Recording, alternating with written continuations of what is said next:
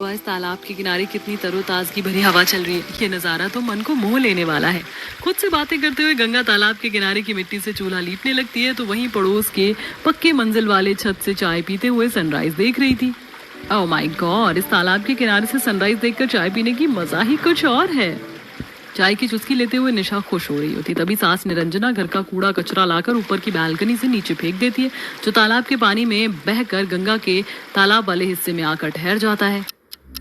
कितनी गंदी बदबू आ रही है। आज फिर इतना सारा कूड़ा करकट बहकर आ गया। तभी मकान के अंदर से जेठानी और नंद गंदे कपड़े जमा करके धोने के लिए लाती हैं। माँ कंचन बुआ, आज तो मैं तालाब के ठंडे ठंडे पानी में बड़े मजे से चपाक चपाक कर नहाऊंगा। हाँ हाँ बुआ और नंदू तालाब के पानी में अच्छे से रगड़ रगड़ के नहाएंगे, मगर कपड़े धुलने के बाद। पर कंचन, तालाब का पानी तो कितना गंदा हो रहा है। ऐसे पानी में कपड़े धोकर खंगालने पर तो साफ भी नहीं होंगे। मैंने तड़के सुबह ही तालाब में से इतना सारा कूड़ा करकट निकाला था, इतनी गंदगी कौन मचाया है? गंगा के बार बार पूछने पर कंचन उसे इस बात का जवाब देती है। भाभी, इस तालाब के पानी को कोई और नहीं बल्कि जिसका ये तालाब है वही बुरी तरह से दूषित करते हैं, क्योंकि उन्होंने अपने घर में आरओ प्यूरिफायर लगा रखा है। मगर हमारे गरीब परिवार को तो इस तालाब के पानी से ही खाना पीना नहाना धोना सारा काम निपटाना पड़ता है, फिर भी जरा भी नहीं सोचते।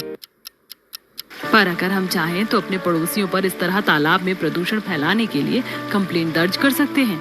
इस पर तालाब में से मछली पकड़ रहे मोहन प्रमोद बड़बड़ करने लगते हैं।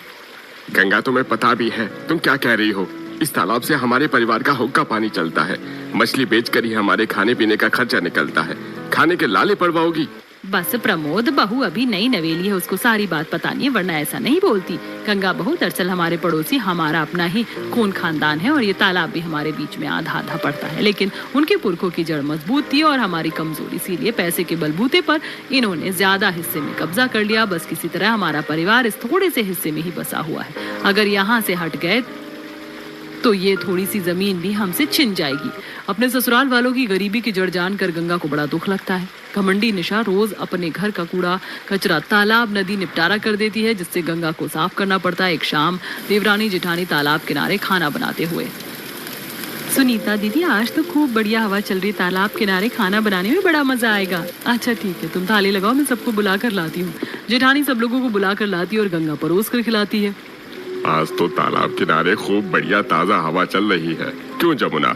हाँ जी मोहन के बापू, घर के भीतर तो कितनी घमस छाया हुआ है, खाना खाने को भी जी नहीं करता है। एक टूक रोटी खाते ही टप टप पसीना चूता है। वैसे तालाब किनारे घर होने का नुकसान के साथ एक फायदा है कि शुद्ध और ताजी हवा खाने को मिलती है।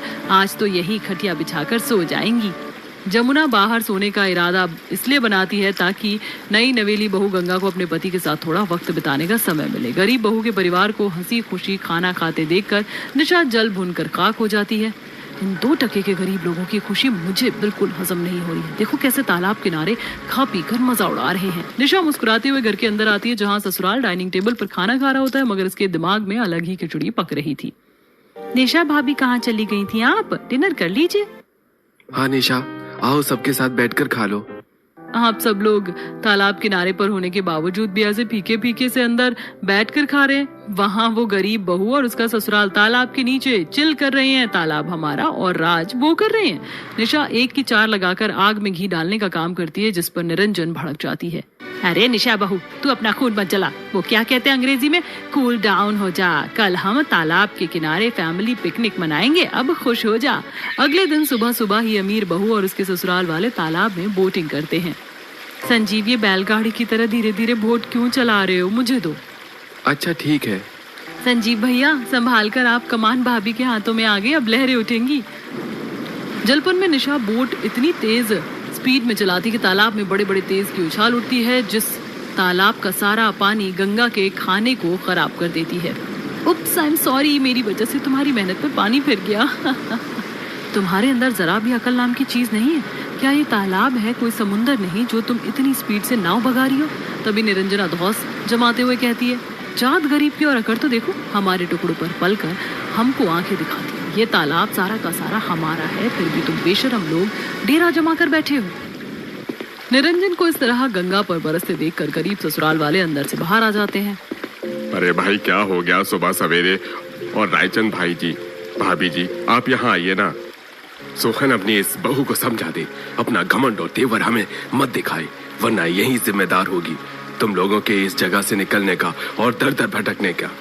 इस पर सोहन हाथ जोड़कर माफी मांगता है। अपनी बहू की भूल चूक के लिए मैं माफी चाहता हूँ।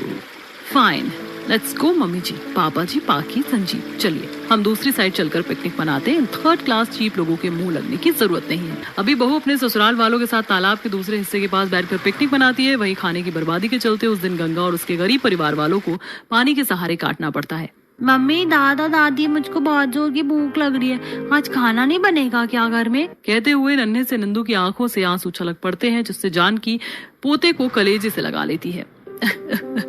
मेरा प्यारा पोता, हाय लगे कि इन अमीरजादों को बड़ा सता रखा इन लोगों ने।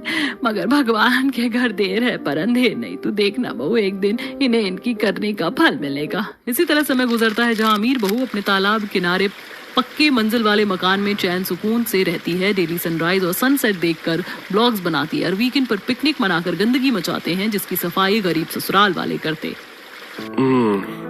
आज तो ये तालाब का पानी गटर की तरह बदबू कर रहा है। सच में आज पानी से तो बड़ी तेज दुर्गंध आ रही है। इन पड़ोसियों ने जीना दूभर कर दिया है। ये नहीं 2-4 कदम दूर जाकर कूड़ेदान में कूड़ा डालने का कष्ट कर लें, बस तालाब में ही फेंकते हैं। आप सब ये गंदा पानी मत पीजिए, वरना गर्मी का मौसम है, तबीयत और ज्यादा बिगड़ जाएगी। गंगा तालाब के पानी को चूल्हे पर उबाल कर छान कर सबको पीने को देती है। वहीं गंदगी के चलते अब तालाब की हजारों मछलियां मर जाती हैं। दोनों भाई जब जाल में से उन मछलियों को खींचकर बाहर निकालते हैं तो चिंता में आ जाते हैं। हे भगवान, एक साथ तालाब की इतनी सारी मछलियां कैसे मर गईं? इन मरी हुई मछलियों को तो ग्राहक खरीदेंगे भी नहीं। भैया, अब तो इन लोगों का ज्यादा ही हो रहा है। मछलियां भी तालाब में नहीं रहेंगी तो हम क्या बेचकर गुजारा चलाएंगे? लगातार तालाब में गंदगी के चलते दोनों परिवार में झगड़ा होने लगता है। अबे और 2 कौड़ी के गरीब मछुआरों, तुम दोनों का कुछ ज्यादा ही मुंह नहीं खुल रहा है। हाँ, तो कब तक हम तुम्हारी सहते रहेंगे? और हम हर दिन नदी में साफ सफाई करते हैं और तुम लोग गंदगी मचाने से बाज नहीं आते। पैसे के बलबूते पर जो मन चाहे वो थोड़े ना करोगे। हम लोगों को डरने की कोई जरूरत नहीं है। अब अगर हमें जरूरत पड़ी तो हम मुकदमा भी दायर करेंगे। इस तालाब में जितना हक है उतना ही हमारा भी है। हाँ गंगा बहू तो ठीक कह रही है। इस बार अगर कोर्ट कचहरी भी जाना पड़ा तो हम जाएंगे, समझे? पल्ले नहीं दाने अम्मा चली पकाने। खाने को तो लाले पड़े हुए तुम लोगों के, और कोर्ट कचहरी जाओगे? हमारे पास इस तालाब के कागज हैं। ये जमीन जड़ से हमारी है और ये तालाब भी। तुम लोगों के पास तो ठेंगा भी नहीं है।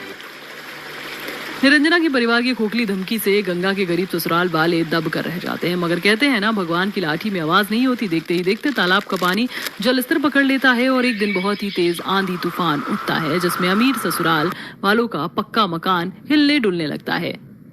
जैसे ही वो लोग घर से बाहर निकलते हैं तो उनकी आंखों के सामने उनका पक्का मकान चूर चूर हो जाता है।